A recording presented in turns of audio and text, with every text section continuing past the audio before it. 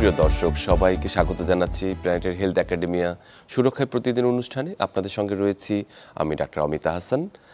আমরা আসলে হাসপাতাল বলতে সবসময় আমাদের চোখের সামনে ভেসে ওঠে রোগী, নার্স এবং ডাক্তার, কিন্তু এর বাইরেও একটি হসপিটাল সচল রাখতে এবং সুব্যবস্থাপনার জন্য যারা নিরলসভাবে আড়াল থেকে কাজ করে যান তাদের কথা কিন্তু আমরা অনেক সময় মনে রাখি না, ভুলে যাই।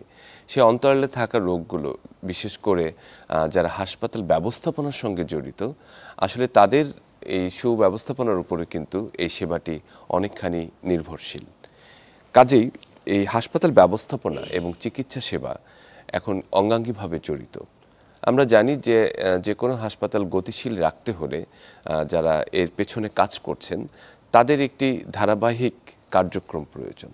সেটির আসলে ভেতরের জায়গাটি কোথায় সে বিষয়ে আজকে কথা বলতে চাই, এবং একই সঙ্গে এর সাথে চিকিৎসা সেবা, বিশেষ করে বর্তমানে আমাদের যে চিকিৎসাগুলো আমাদের মানুষ পেয়ে থাকে, জনগণ পেয়ে থাকে, সেটি কিভাবে নির্ধারিত হচ্ছে সে বিষয়ে আজকে আমরা আলোচনা করব।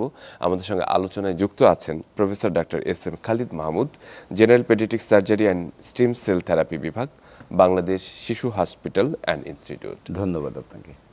আমরা আসলে যে কথাটি বলছিলাম, একেবারেই আপনি আমরা ক্লিনিশিয়ান এবং অ্যাডমিনিস্ট্রেটর দুটি জায়গাতেই আপনার ভূমিকা আমরা দেখেছি।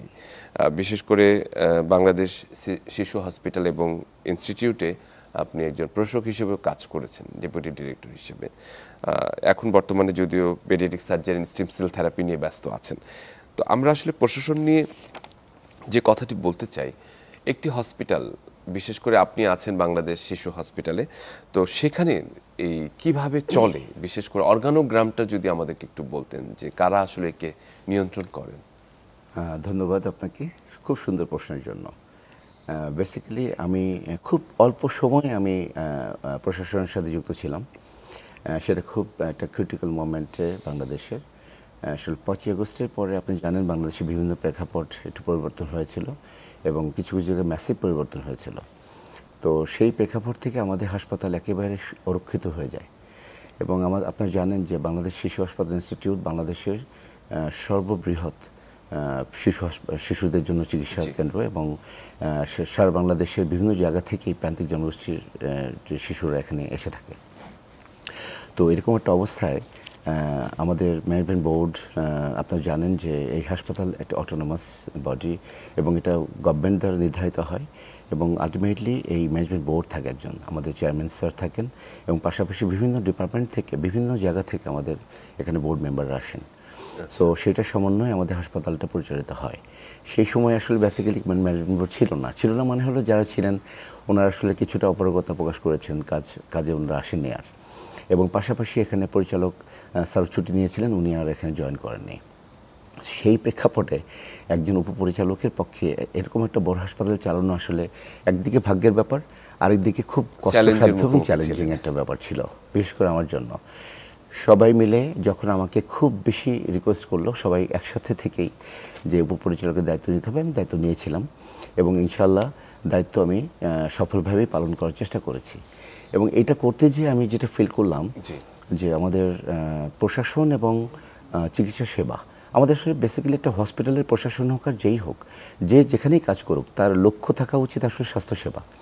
যিনি সেবা নিতে আসছেন তারা কতটা সেবা নিতে পেরেছেন এবং সেবাটার মধ্যে কোনো তারতম্য অথবা কোনো গ্যাপ আছে কিনা। সো সেখান থেকে অন্তরালে আপনি যে বললেন যারা কাজ করে যায়, আসলে অন্তরালে অনেকেই কাজ করে যায়। আমরা চিকিৎসক, আমাদেরকে সবাই দেখে আমরা চিকিৎসা দিচ্ছি, কিন্তু চিকিৎসা দেওয়ার জন্য যে এনভায়রনমেন্টটা ক্রিয়েট করা, সেটার জন্য অবশ্যই ব্যাকগ্রাউন্ডে অ্যাডমিনিস্ট্রেশন খুব ভালোভাবে কাজ করে যায়, এবং সেখানে হলো একটা হাসপাতালের সফলতা এবং ব্যর্থতা। তো সেই অ্যাডমিনিস্ট্রেশনে যদি যিনি পরিচালক স্যার আছেন, যিনি উপপরিচালক আছেন, যিনি আরও অ্যাডমিনিস্ট্রেশন আরও অনেকেই কাজ করে থাকেন, ইঞ্জিনিয়ার আছেন, তারপরে এখানে সবচেয়ে বড় কথা হলো যে এই অ্যাডমিনিস্ট্রেশনের সাথে আমাদের অনেক ধরনের ডিপার্টমেন্ট কাজ করে। যেমন এখানে অ্যাকাউন্টস আছে, এখানে আনসার যেটা সিকিউরিটি আছে, এখানে ক্লিনার্স আছে, অনেক কিছু সমন্বয় কিন্তু একটা অ্যাডমিনিস্ট্রেশনের পার্ট, এবং তাদেরকেই ম্যানেজ করাই হলো অ্যাডমিনিস্ট্রেশনের সার্থকতা। তো দেখা যায় যে আপনি এটা মনে করতে পারেন যে এটা চেইনের মতো আসলে বেসিক্যালি চিকিৎসা সেবাটা। চেইন যদি কোথাও যদি একটু ব্রেক হয়ে যায় তখন পুরো স্বাস্থ্যসেবার উপরই একটা প্রভাব পড়ে যায়।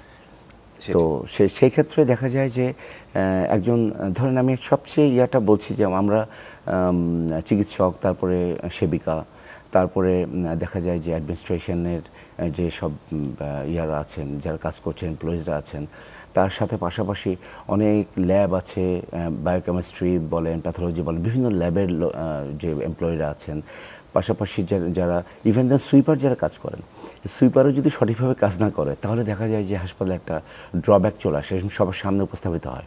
তখন দেখা যায় যে স্বাস্থ্যসেবাটাও বিঘ্নিত হচ্ছে এবং সেখানে বিভিন্ন ইনফেকশন ক্রিয়েট করা হচ্ছে। ক্লিনাররা যদি সঠিকভাবে কাজ না করে সেখানে হাসপাতালে কিন্তু আসলে ক্লিন থাকতে পারছে না। খুবই আসলে আপনি ভেতরের কথাটা বললেন যে একটি চলমান প্রক্রিয়া যদি কোথাও বাধাগ্রস্ত হয় তাহলে পুরো সেবাটি আসলে আমরা আসলে বাইরে থেকে যেটি দেখতে পাই, যেটা আমরা বলি আইসবার্গ, যে বরফের অংশটুকু যে শুধু বাইরে থেকে দেখতে পাই, নিচের যে বড় একটি অংশ সেটি কিন্তু অনেক সময় দেখা যায় না।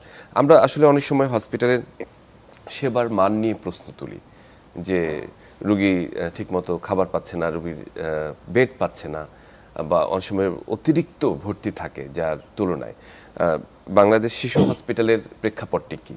সেখানে আসলে কি ধরনের চ্যালেঞ্জ ফেস করতে হয়? বাংলাদেশের শিশু হাসপাতাল বেসিক্যালি আসলে সব হাসপাতালের মতো একই রকম আমার মনে হয় চ্যালেঞ্জ ফেস করতে হয়। এখানে একটু চ্যালেঞ্জটা বেশি, কারণ আমরা কিন্তু খুবই ছোট ছোট শিশু নিয়ে আমরা কাজ করছি এবং তার পাশাপাশি প্যারেন্টরা আসেন, তারা খুবই উদ্বিগ্ন থাকে এবং এই উদ্বিগ্নতার জায়গাটা আমাদেরকে অবশ্যই খেয়াল দিতে হবে।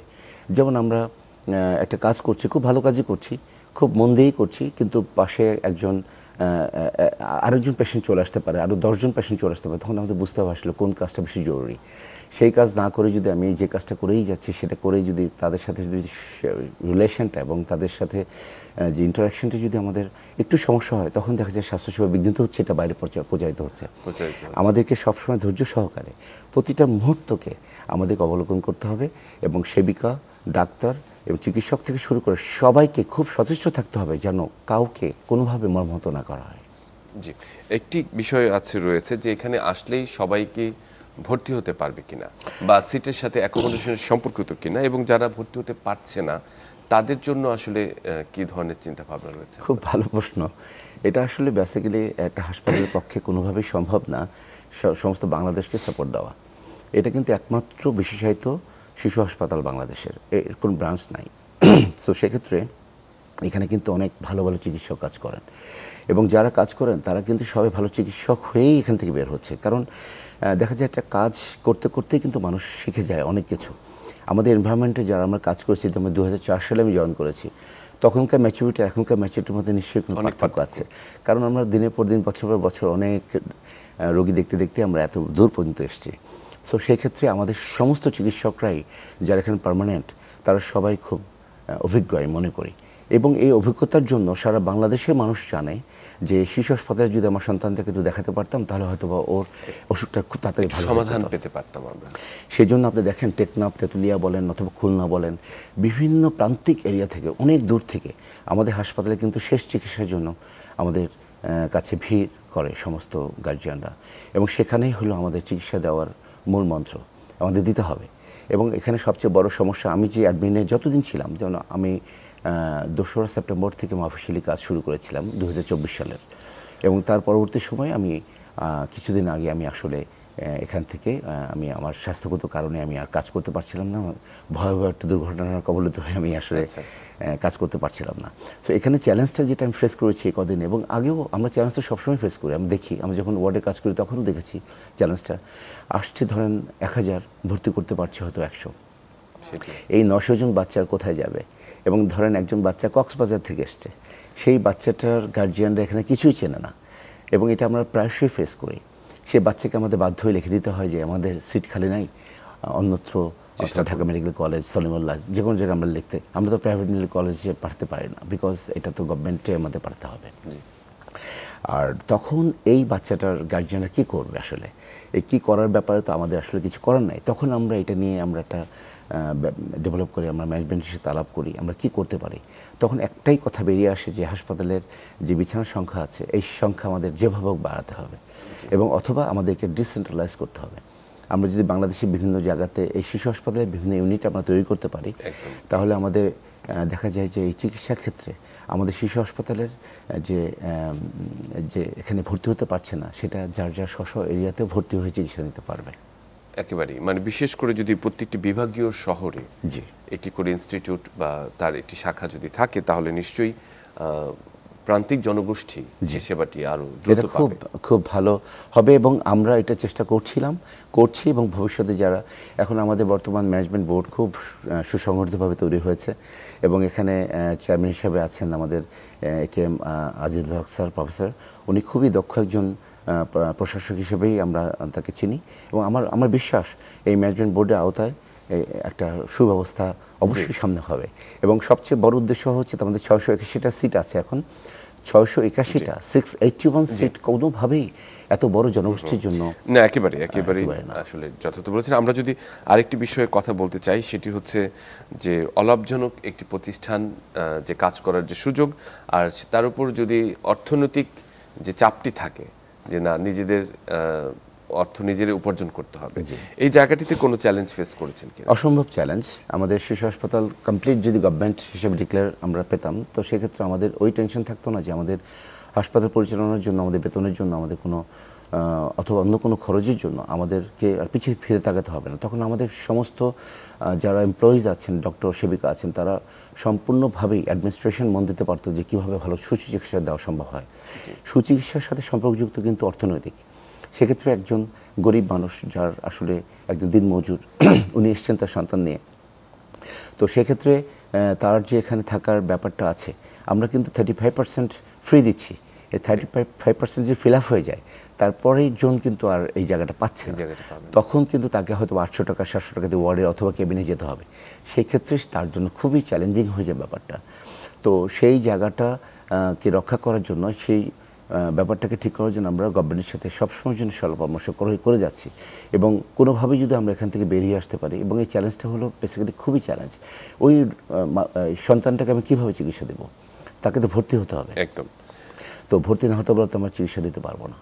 এটি একটি গুরুত্বপূর্ণ বিষয়। আরেকটি বিষয় নিয়ে আমরা অনেকে উদ্বিগ্ন থাকেন, সেটি হচ্ছে যখন নাকি একটি শিশু সংকটাপন্ন অবস্থায় থাকে, তার আইসিইউ অথবা পেডিয়াট্রিক আইসিইউ বা এই ধরনের সাপোর্ট প্রয়োজন হয়, তখন অনেকে এসে ভিড় করেন আপনাদের এখানে। আসলে এই জায়গাটিকে আসলে একটু মানে বৃদ্ধি করার ক্ষেত্রে অথবা সেবাটিকে প্রসারিত করার ক্ষেত্রে কি ভূমিকা রাখতে পারে? অসম্ভব ইম্পর্ট্যান্ট। সেটা হলো যে ইন্টেনসিভ কেয়ার ইউনিট আমাদের সবই আছে, যেমন আমাদের PICU আছে, যেমন রেসপিরেটরি আইসিইউ আছে, সার্জিক্যাল আইসিইউ আছে, NICU আছে, সব ধরনের আইসিইউ কিন্তু আমাদের আছে। কিন্তু আমাদের বেড কিন্তু খুবই লিমিটেড, বিকজ আমাদের টোটাল যে আমাদের বেড সংখ্যাই কম। এর মধ্যে আমাদের আইসিইউর পরিমাণটা যদি অনেক বেশি না বাড়াতে পারি, তাহলে এই আইসিইউ সাপোর্টটা আসলে দেওয়া সম্ভব হচ্ছে না। দেখা যায় যে ওয়ার্ডে আমরা একটা রোগী ভর্তি করেছি, ক্যাবিনে আছে, ওয়ার্ডে আছে, হঠাৎ করে আইসিইউর প্রয়োজন হলো, তখন কিন্তু আমরা তারপরেও চেষ্টা করে যাচ্ছি রেসপেক্টিভ আইসিইউর সাথে কথা বলে কোনো না কোনোভাবে কিছু ব্যবস্থা করতে পারি, বাট পরিপূর্ণ ব্যবস্থা করা কোনোভাবে সম্ভব হচ্ছে না। সেক্ষেত্রে আমাদের আইসিইউর পরিমাণটা অনেক বেশি হতে হবে আমাদের হাসপাতালে ক্ষেত্রে। সেক্ষেত্রে পুরো বিছানায় তো বাড়তে হবে এবং হাসপাতালটাকে অনেক বড় করতে হবে আমাদের। সেটি একটি বিষয়। এবং সেক্ষেত্রে সরকার সহ আমাদের যে প্রতিষ্ঠান যেভাবে কাজ করে যাচ্ছে, আমাদের জাপান, কোরিয়া এবং চায়না, বিভিন্ন সেক্টরে আমরা চেষ্টা করে যাচ্ছি কোনোভাবে যদি হাসপাতালটাকে বৃদ্ধি করতে পারে। একটি বিষয়। আরেকটি বিষয় হচ্ছে জরুরি সেবা নিয়ে, বিশেষ করে ওয়ান স্টপ ইমার্জেন্সি যে সার্ভিসটি প্রয়োজন একটি শিশুর ক্ষেত্রে, যে বাবা মা তাকে নিয়ে বিভিন্ন জায়গায় দৌড়াদৌড়ি না করে একই ছাদের নিচে সেবাটি পাবেন। সেক্ষেত্রে আসলে জরুরি বিভাগ পেডিয়াট্রিক ইমার্জেন্সির একটি গুরুত্বপূর্ণ ভূমিকা রয়েছে। সেটির ক্ষেত্রে কোনো অগ্রগামী কোনো ভূমিকা আছে কিনা আপনাদের? হ্যাঁ, কিছুটা অগ্রগতি মিনিমাম হয়েছে, বাট আসলে বেসিক্যালি আমি এই দায়িত্ব নেওয়ার আগ পর্যন্ত এখানে ওয়ান স্টপ ইমার্জেন্সি সার্ভিস, যেটা ওসেক ERPP একটা প্রজেক্ট হয়েছিল কোভিডের সময়, তখন ওসেক এবং PICU কিছু প্রজেক্ট সারা বাংলাদেশ ব্যাপী ওয়ার্ল্ড ব্যাংক এটা পালন করছিল। সেই সূত্র ধরে আমাদের হাসপাতালেও কিন্তু আমরা ওসেক ওয়ান স্টপ ইমার্জেন্সি সার্ভিস এবং PICUর কিছু জায়গা আমাদেরকে ছাড়তে হয়েছে এবং আমরা এটা নিয়ে আমরা কাজ করছিলাম। তো আমি যখন দায়িত্ব গ্রহণ করেছিলাম, তখন দেখলাম যে এই জায়গাটা কাজ হচ্ছে না। এইটা কিছুটা বোঝার জন্যও কিন্তু আমার আসলে আমাকে বরিশাল যেতে আমি বরিশাল যাচ্ছিলাম এবং সেই মুহূর্তে আমি অ্যাক্সিডেন্টও করেছিলাম।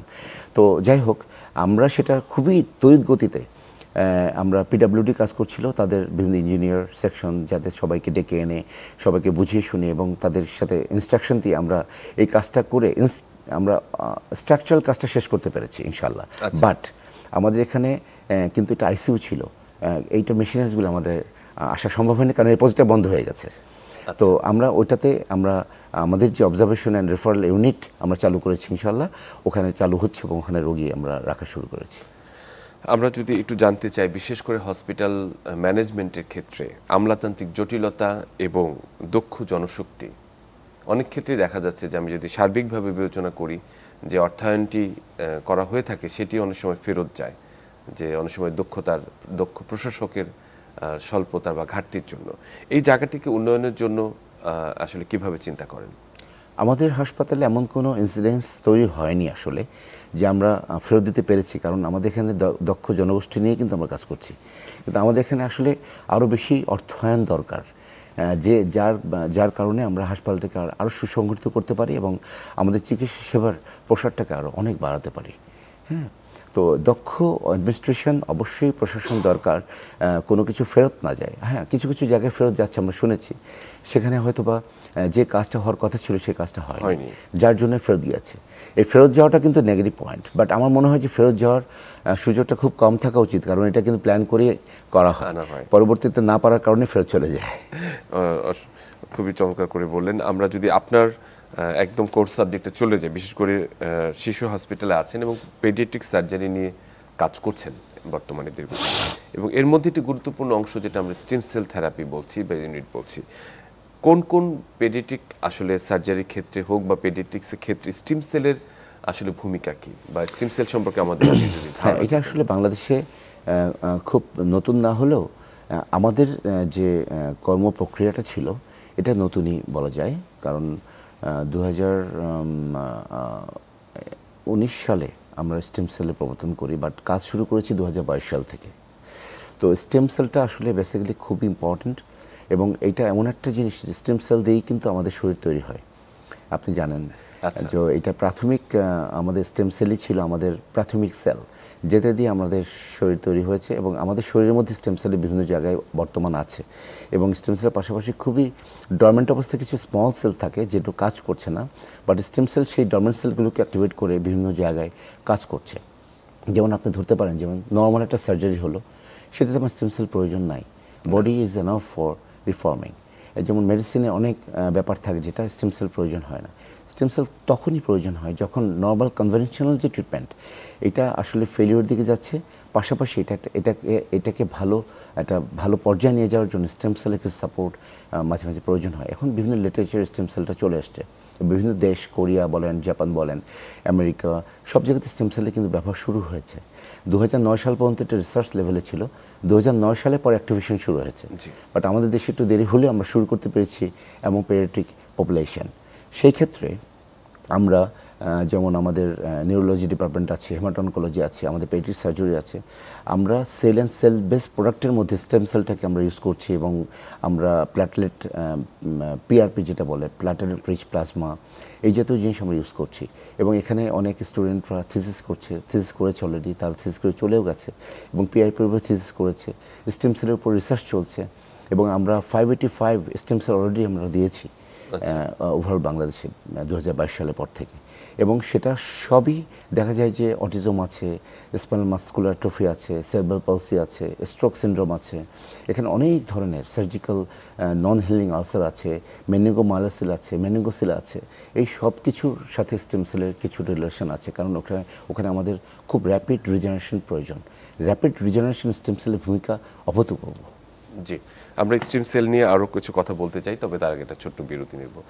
সুপ্রিয় দর্শক, আমরা কথা বলছিলাম বিশেষ করে হাসপাতাল ব্যবস্থাপনা এবং এই চিকিৎসা সেবা এবং স্টেম সেল নিয়ে কথা বলছিলাম। সঙ্গেই থাকুন, ফিরে আসছি একটু পর।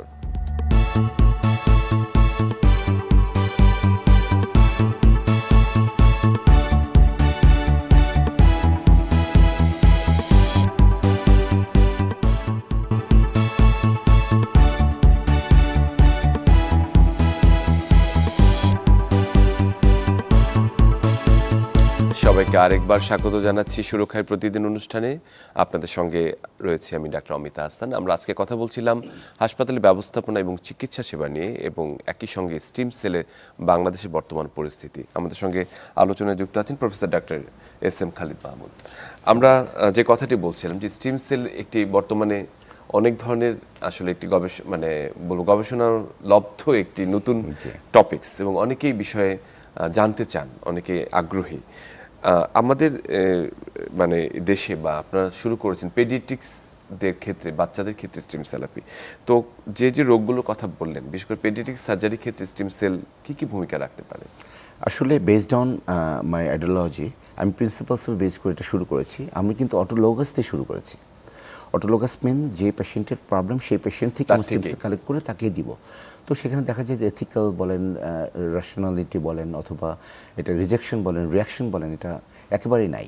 কারণ আপনি জানেন যে আমরা ব্লাড ট্রান্সফিউজ করে থাকি, আপনারটা আমাকে, আমারটা আপনাকে। সেখানে কিন্তু মিনিমাম একটা রিয়াকশন থেকেই যায়, মেজরটা থাকে না বাট মিনিমামটা থাকে। তো এখানে মিনিমামটাও আসলে থাকে না। বাট অটোলোগাস স্টেম সেলের পরে যেটা আছে যে কালচার স্টেম সেল, সেটা কিন্তু আমাদের আমরা শিশু হাসপাতাল খুব তাড়াতাড়ি আমরা কালচার স্টেম সেলে যাওয়ার চেষ্টা করছি। আমরা এটা নিয়ে আমরা কাজ করব। কালচার মানে হলো আম্বিলিক্যাল কর্ড টিস্যু নিয়ে আমরা স্টেম সেল প্রিপেয়ার করে, মেসেনকাইমাল স্টেম সেল প্রিপেয়ার করে বিভিন্ন টিস্যুতে আমরা বিভিন্ন অসুখের ক্ষেত্রে আমরা এটা অ্যাপ্লাই করব। তো সেটা একটু সময় সাপেক্ষ এবং আমরা ইনশাল্লাহ চলে যাব। এখন আমাদের আপনার প্রশ্নটা যেন কি ছিল, যে আমরা আসলে এই পেডিয়াট্রিক সার্জারির ক্ষেত্রে স্টেম সেলের ভূমিকা। এটা শুধু পেডিয়াট্রিক সার্জারির জন্য না। আসলে though I am from paediatric surgery department, সবাই মনে করে যে পেডিয়াট্রিক সার্জারি তেমন ইম্পর্টেন্ট কিছু না। এটা stem cell is for all. আমাদের সমস্ত ডিপার্টমেন্ট নিয়ে আমাদের কাজ করতে হবে। কারণ করোনার সব ক্ষেত্রেই কিছু না কিছু একদম এন্ড স্টেজ প্রবলেম থাকে। যেমন রেনাল এন্ড স্টেজ প্রবলেম আছে, লিভারের এন্ড স্টেজ প্রবলেম আছে, ব্রেনে এন্ড স্টেজ প্রবলেম আছে, কিছু রিপেয়ার প্রবলেম আছে। সেগুলি সব ডিপার্টমেন্ট নিয়ে আমাদের কাজ করতে হবে। তো এই ক্ষেত্রে আমাদের অটিজমে আমরা বেশ কিছু দিয়েছি, এটা সত্যি। আমরা স্ট্রোক সিনড্রোমে দিয়েছি, আমরা স্পাইনাল মাসকুলার অ্যাট্রফিতে দিয়েছি। এবং সবচেয়ে বড় কথা হলো যে আমাদের দেশে যে স্টেম সেল আমরা বাংলাদেশ শিশু হাসপাতাল অ্যান্ড ইনস্টিটিউট শুরু করেছি, এটা সবচেয়ে বড় কথা হলো যে এখানে কিন্তু সবাই আসতেছে। Even then Australia, Canada, USA থেকেও আমার কাছে কিন্তু পেশেন্ট এসছে। কারণ ওখানে অনেক ব্যয়বহুল, তারা দিচ্ছে কিন্তু অনেক ব্যয়বহুল। আচ্ছা, আমাদের এখানে ব্যয়ের পরিমাণটা একটু কম। আমরা এখনও সুনির্দিষ্টভাবে আসলে সঠিকভাবে ঠিক করতে পারি না। এটা আসলে সমাজসেবা এবং আমাদের সমস্যা অধিদপ্তর এবং আমাদের শিশু হাসপাতালের জয়েন্টলি আমরা শুরু করেছিলাম। বাট আলটিমেটলি এটা নির্ধারণ আমাদের করতে হবে। কারণ এখানে দেখা যায় যে আনুষঙ্গিক যে অর্থ ব্যয় হয় সেটা অবশ্যই কিছুটা আমাদের ব্যয় করতে হবে। এই জন্য আমরা বর্তমানে 30,000 টাকা রাখছি, এটা খরচ। আর যারা ভর্তি হচ্ছে সেখানে খরচ তারা দিচ্ছে, কিন্তু খুবই কম। বাট এটা কতটা বাড়াবে এটা অবশ্যই আমাদের নির্ধারণ করবে। একই সঙ্গে আসলে এর যে গবেষণালব্ধ কিছু জ্ঞান রয়েছে স্টিম সেলের উপরে এবং আপনারা সরাসরি কাজ করছেন, এর আউটকামটি কেমন, এর ফলাফলটি কেমন? রাইট, এই ফলাফলটা আমরা এখন পর্যন্ত, আপনি জানেন যে মেডিকেল সেক্টরে কোনো রিসার্চ পাবলিশ না হওয়া পর্যন্ত আমরা কিন্তু তথ্যটা সবার সামনে উপস্থাপনটা ওইভাবে করতে পারি না। আমরা যেটা করেছি সেটা অলরেডি আমরা পাবলিশিংয়ের পথে পাবলিশ করে ফেলবো। বাট আনঅফিশিয়ালি আমি বলতে পারি যে আমরা যে ফলো আপ নিয়েছি পেশেন্টের মা বাবা সবাই ফলো আপ, আমি পেশেন্টকে দেখছি, সেক্ষেত্রে যাদের দিয়েছে তাদের উন্নতি খারাপ হয়নি, ভালো হয়েছে। আচ্ছা, তাহলে এটি একটি পজিটিভ দিকে আসলে আমরা চিন্তা করতে পারি।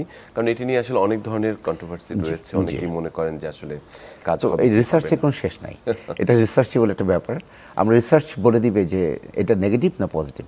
যদি পজিটিভ হয় অবশ্যই আমরা মানুষের মধ্যে এটা বিলিয়ে দিব। আচ্ছা, আমরা পেডিয়াট্রিক সার্জারির ক্ষেত্রে যদি চিন্তা করি যে আসলে সমগ্র বাংলাদেশের প্রেক্ষাপটে চিন্তা করি, তাহলে কি যথেষ্ট পেডিয়াট্রিক সার্জন আমাদের রয়েছে যে একেবারে এই শিশুগুলোকে অ্যাড্রেস করার মতো? প্রান্তিক যদি আপনি জনগোষ্ঠীর চিন্তা করেন তাহলে দেখা যায় যে হ্যাঁ, আমাদের প্রত্যেকটা মেডিকেল কলেজে ছোট হলেও একটা ডিপার্টমেন্ট আছে। বাট আমাদেরটা সবচেয়ে largest, 681 is a very big hospital. But আরও বড় হওয়া দরকার। কিন্তু সব জায়গাতে চিকিৎসা পাচ্ছে। বাট আমার মনে হয় যে অপ্রতুল একদম প্রান্তিক এরিয়াতে, যেখানে ধরেন রংপুরের একটা গ্রাম অঞ্চল অথবা উপজেলা অঞ্চলে, সেখানে পেডিয়াট্রিক সার্জনদের পাওয়াটা যাবে না। তাদের পেতে হলে তাদের ডিস্ট্রিক্টটাও আসতে হবে। নিশ্চয়ই আসতে হবে। তো সেক্ষেত্রে আমাদের সব জায়গায় ছড়িয়ে দিতে হবে। পেডিয়াট্রিক সার্জারিটা আসলে খুব ইম্পর্টেন্ট এবং ভাইটাল। এটা প্রথমে অনেক গার্জিয়ানরা বোঝে না যে আমার বাচ্চা পেডিয়াট্রিক সার্জারি লাগবে, অথবা তার সার্জারি লাগতে পারে, অথবা নবজাতক একটা বাচ্চা জন্মগ্রহণের পরে কিন্তু অনেক সাইন সিমটম দেখা যায়, যেটা দেখে বোঝা সম্ভব যে আমার বাচ্চাটা সার্জারি লাগতে পারতো, সার্জারি চিকিৎসা আন্ডারে আসতে হবে। তারা আমাদের কাছে আসে ঠিকই, কিন্তু অনেক পরে আসে, দেরি হয়ে যায়, তখন দেখা যায় বাচ্চাটাকে বাঁচানো সম্ভব কঠিন হয়ে যায়।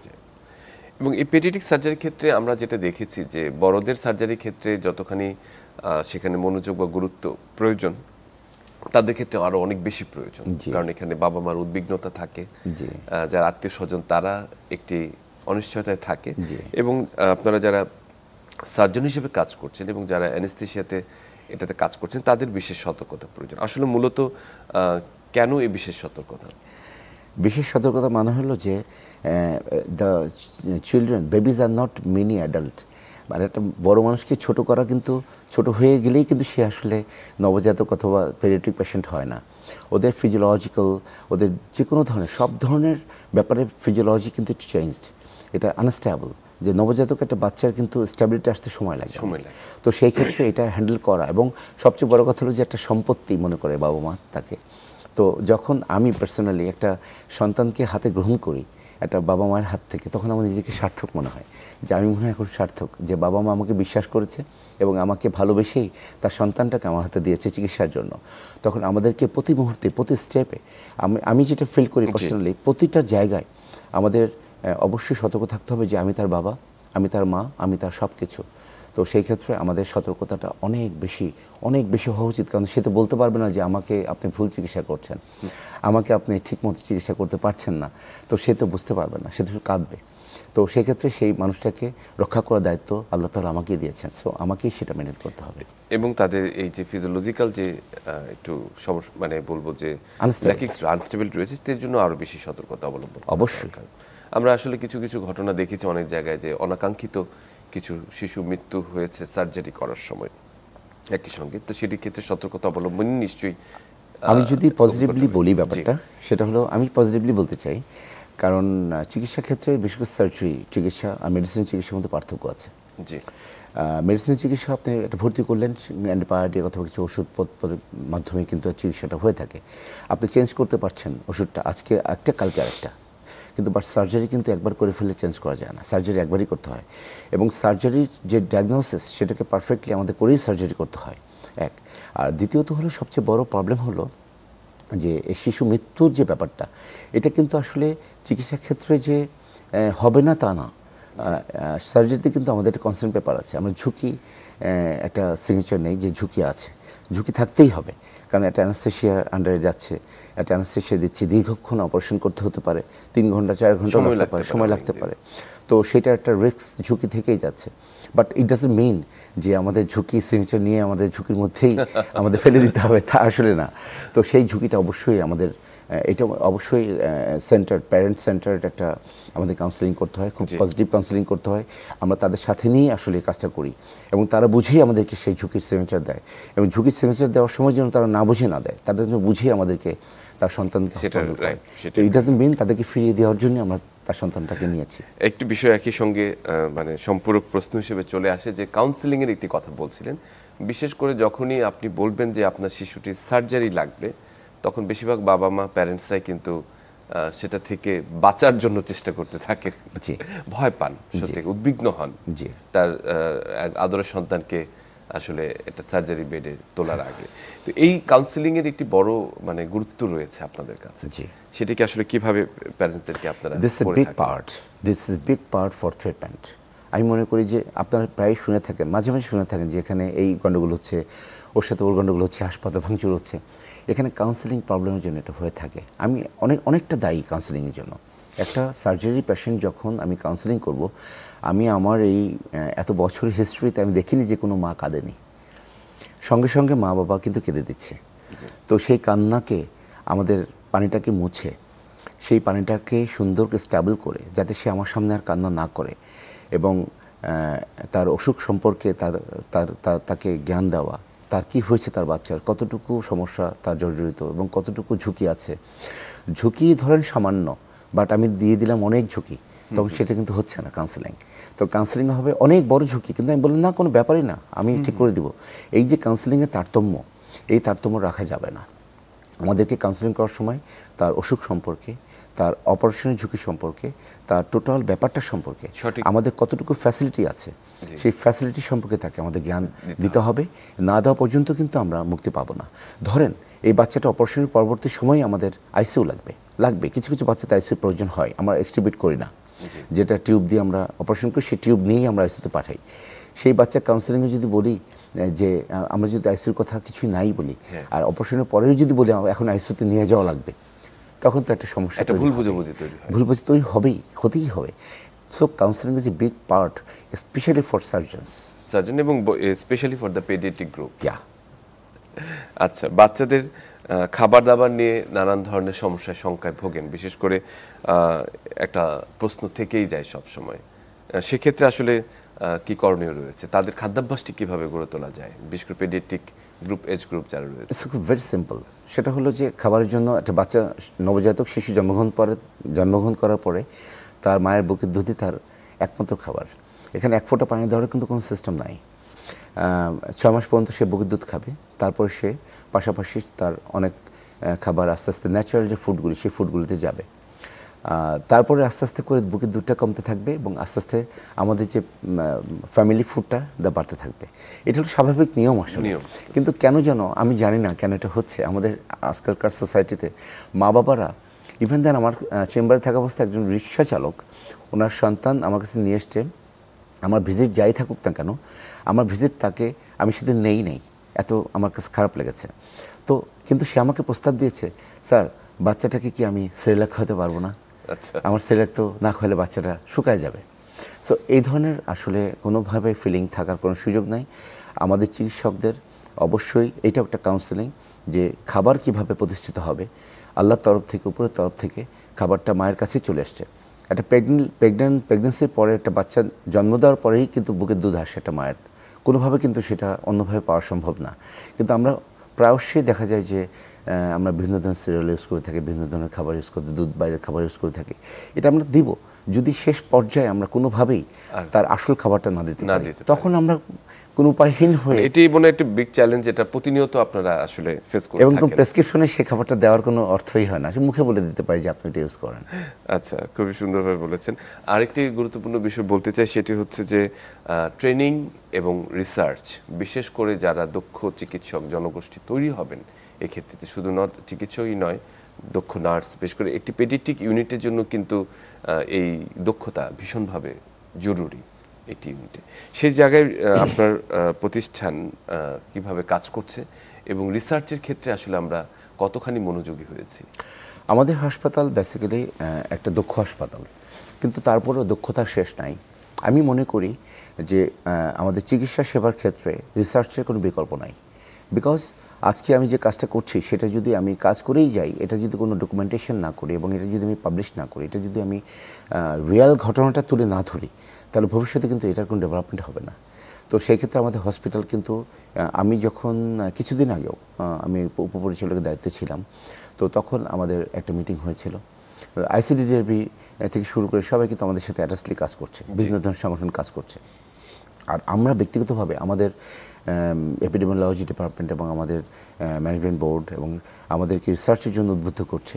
আমাদের যারা ভালো কাজ করতে চায়, কাজ করছে, তাদেরকে আমরা উদ্বুদ্ধ করছি এবং তাদেরকে ফাইন্যান্সিয়ালি হেল্প করার চেষ্টা করছি।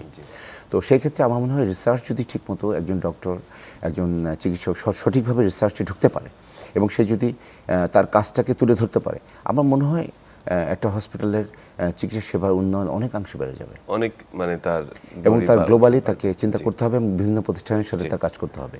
পাশাপাশি দক্ষ সিস্টার, সেবিকা খুব ইম্পর্টেন্ট মনে করি, খুব ইম্পর্টেন্ট। মানে টোটাল একটা টিম ওয়ার্ক আসলে জরুরি। অসংখ্য ধন্যবাদ professor doctor S M Khalid Mahmud আমাদের সঙ্গে এতক্ষণ যুক্ত থাকার জন্য। আপনাকেও ধন্যবাদ এবং চ্যানেল আইকেও ধন্যবাদ। চ্যানেল 24-কে ধন্যবাদ। আচ্ছা, অসংখ্য ধন্যবাদ। আমরা দর্শক, আমরা এতক্ষণ ভীষণ গুরুত্বপূর্ণ কিছু তথ্য নিয়ে আমরা আলোচনা করেছি, বিশেষ করে হাসপাতাল ব্যবস্থাপনা এবং এর চিকিৎসা সেবা, একই সঙ্গে পেডিয়াট্রিক সার্জারির যে পেডিয়াট্রিক গ্রুপটি রয়েছে তাদের গুরুত্ব, স্টিম সেল থেরাপি নিয়ে যে সম্ভাবনা তৈরি হয়েছে, সবগুলো বিষয়, এবং আশা করছি যে একটি দক্ষ জনগোষ্ঠী, বিশেষ করে হাসপাতালে যে প্রশাসনে যারা কাজ করেন তাদের সঙ্গে চিকিৎসা সেবার একটি গুরুত্বপূর্ণ সংযোগ রয়েছে, সেটি প্রতিষ্ঠিত হবে এবং সুন্দর এবং সাফল্যময় চিকিৎসা সেবায় আমাদের সবাই আমরা যুক্ত থাকতে পারবো। সবাই ভালো থাকবেন, সুস্থ থাকবেন।